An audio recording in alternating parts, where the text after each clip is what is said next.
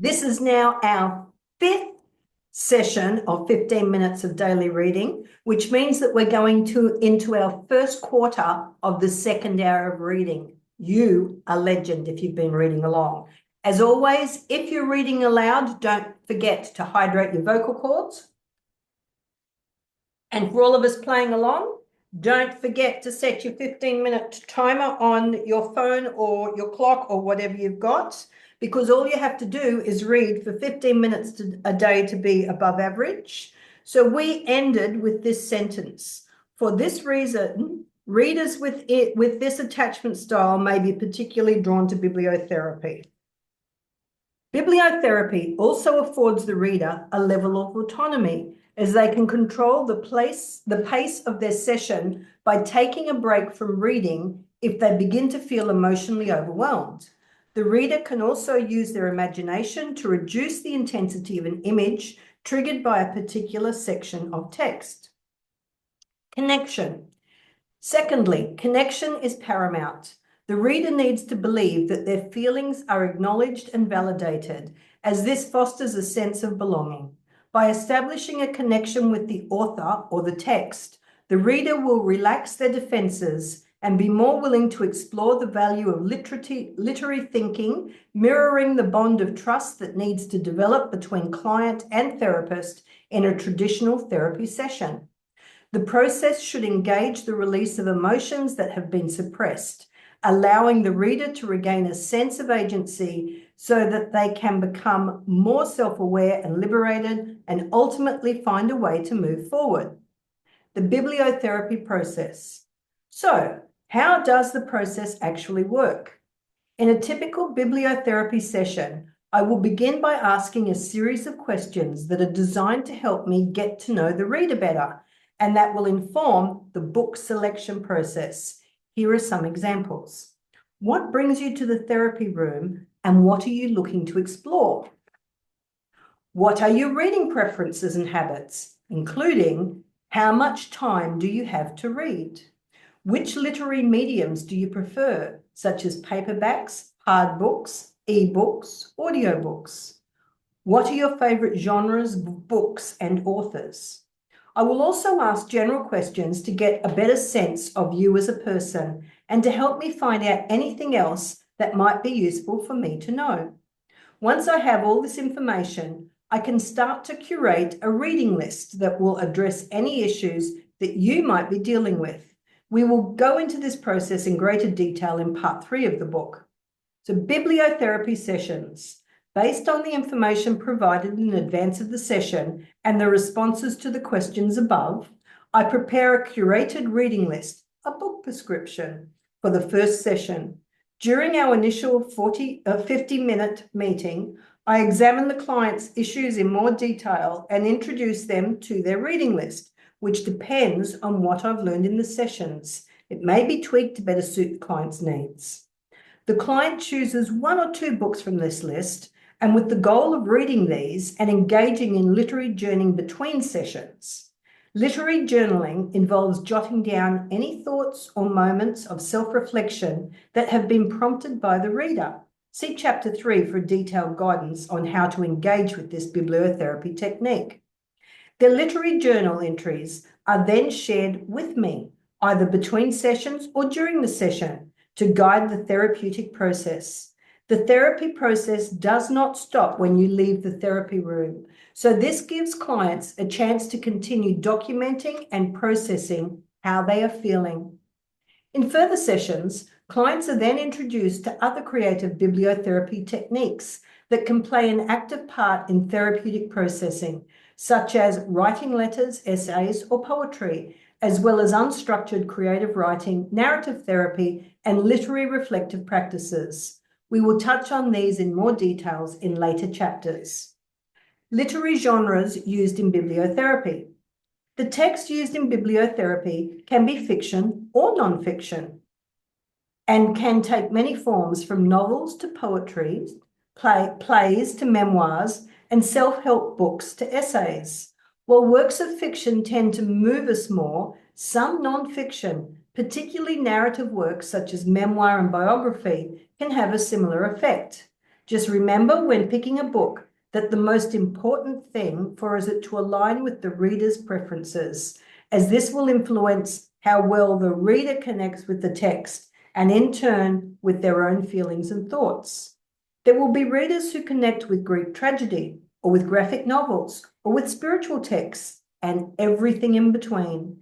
Different genres serve a purpose, and it is my role as a bibliotherapist to leverage the therapeutic interventions they provide. The art of literary curation.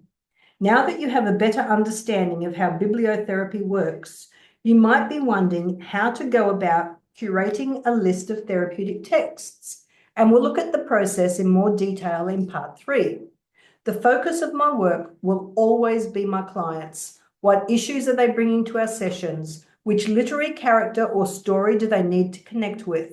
What is the literary medium or construct that will make them feel at home, at ease, just like they would in a therapist's office? I have had clients who have been grieving their spouses and have found comfort in The Beginner's Goodbye by Anne Tyler and Joan Didion's, and Joan Didion's The Year of Magical Thinking. I have worked with divorcees who have found solace in Rachel Cusk's Aftermath and Florence Williams' Heartbreak. I have seen trauma sufferers gain insight and relief from Bessel van der Kolk's The Body Keeps the Score, Arden Harty Roy's The God of Small Things, and Virginia Woolf's Mrs. Dalloway. In the following chapters, I'll cover their journeys of healing, of finding themselves, and of discovering meaning, purpose, and peace. And most importantly, their small epiphanies of life-changing wisdom and the bibliotherapy techniques that made them possible. I'll also cover my own. We're now up to part 2 of this book, Bibliotherapy Journeys. So chapter 3, A Bibliotherapist's Journey of Healing. Some books seem like a key to an unfamiliar rooms in one's own castle. And that's a quote from Franz Kafka and Richard Winston, Letters to Friends, Family and Editors, the Shokran Kafka Library. Childhood. My childhood memories of reading remain vivid. First, the soothing voices of my parents weaving together words and pictures to create colourful, spellbinding stories of courage and joy that teleported me to exciting, far-flung locations. Later, when I learned to read by myself, I'd sit in a spacious oak cupboard layered with pillows and disappear into new worlds, like Lucy in The Lion, the Witch and the Wardrobe. Although I never really left my cupboard, I understood the world through reading, and I knew I wasn't alone. My memories of leaping through the pages of Jane Fisher's Garden Gang books remain bright even after all these years. The characters, Penelope Strawberry, Roger Radish, Pam Parsnip, and Lawrence Lemon were all anthropomorphic fruits and vegetables. They had strong opinions and unique temperaments. Penelope Strawberry was vain and snobby, while Roger Radish was shy. When I look back at what drew me to these books, it was the sense of novelty, wonder, and imagination. At 4 years old, who wouldn't want to live in a world of talking fruits and vegetables that took you on fascinating, fun-filled journeys, and who, like you, had their own securities or fears? As a shy child, it felt safe and comforting to read about Roger Radish overcoming his shyness. With a little help from a forceful wizard to save some drowning chives. Each of the Garden Gang stories usually started with a small problem that evolved into a challenge of mighty proportions for the daring fruit or vegetable to resolve, transforming them into a hero in the process. This problem resolution and transformation to hero arc resonates with children just as much as it does with adults. So much so, in fact, that the writer Joseph Campbell came up with a theory to explain it. In The Hero with 1,000 Faces, Campbell explained that the archetypal hero's journey could be broken down into 3 stages. First, the hero has to change their existing situation in response to a threat or challenge, with the hope that doing so will improve their life. Second, the hero will experience a moment of divine realization that will allow them to overcome the challenges they are facing. Finally, the hero can return home with newfound wisdom, perspective, and insight. This journey is appealing because it gives us hope and inspires us to navigate our own worries, knowing that we can arrive at a better outcome. As I got a bit older, I moved on from the garden gang and fell in love with Enid Blyton's The Faraway Tree, a series of books revolving around children who discover an enchanted tree that acts as a gateway to other magical lands and is home to fairy folk. These books were so beautifully imaginative that I found myself transported to a charming world that I wanted to live in forever. Another firm favourite was Carolyn Keane's Nancy Drew series, which centred on the titular high school detective. Every page fizzed with Nancy's courage and can-do attitude. Nancy went where other girls didn't dare. She solved puzzles and mysteries that even adults couldn't. She was a larger-than-life heroine and gave me hope that I too could be just as ferociously brave. In his book, The Dynamics of Literary Response, academic and literary critic Norman Holland argued that all literature is children's literature and that the better part of what we do when we read is activate emotional resonances between the text and our unacknowledged fantasies of returning to pre-Oedipal pleasures.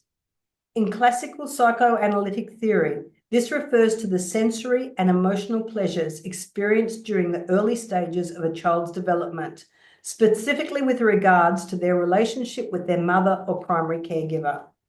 This echoes William Wordsworth, who famously included the line, "The child is father of the man," in his poem, My Heart Leaps Up. The line suggests that the experiences and behaviours we develop in childhood shape who we become as adults, and it is often interpreted as emphasising the importance of childhood experiences in shaping our personalities, beliefs, and attitudes. This idea has been adopted in psychoanalytic theory, particularly in the work of Sigmund Freud and his followers. Teenage life. Judy Blume and George Eliot created platforms for parallel lives, allowing me as a teenager to live both in the worlds of their stories and in my own reality. They got me through the shock of starting my menstrual cycle. I felt deeply ashamed when it happened, partly because in Hinduism and Jainism, my birth religions, it was viewed as the time of the month when you're not clean. Reading about Margaret's experiences in Are You There, God? It's Me, Margaret, reassured me that how I felt and what I felt was completely normal. And that extended to the ambivalent feelings I had towards boys too. Judy Blume was a literary fairy godmother whose books were spells that made everything okay in the end and made puberty at least bearable.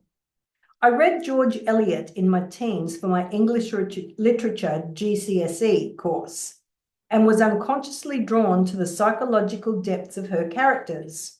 Although I didn't really understand what psychology was, or that her writing could be described as such. A proto-psychologist, Eliot's characters were multidimensional, full of conflict and cognitive dissonance that felt like terrifying, accurate descriptions of the human condition. I found her writing so relatable that I wanted to stay in the pages for as long as I could, and it felt almost as if she was writing about me.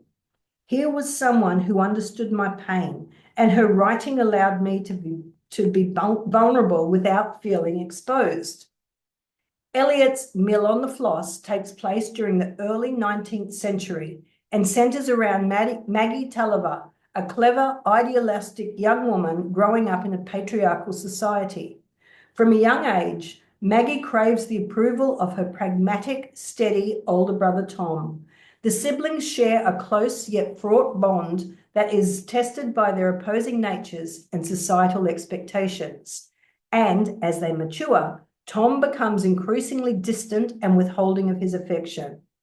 This has a major influence on Maggie, ultimately driving her to constantly seek approval from the people around her in later life. Maggie's pattern of behavior is a striking example of Eliot's understanding of how our childhood relationships can impact our lives as adults. As we have seen, her writing even inspired some of Freud's own theories about human development and the influence of childhood experience. For me, Mill on the Floss emphasized that it's not always possible to get the approval we seek from relatives, friends, teachers, and authority figures. But why do we need their approval in the first place? As a people pleaser myself, I intimately understood Maggie's desperate need for her brother's acknowledgement. If we are repeatedly denied the assurance of the people around us, the fear of getting things wrong, making mistakes, and ultimately being rejected or disliked by others begins to settle in, and we can begin to fear that we don't belong. And there we go, another 15 minutes done.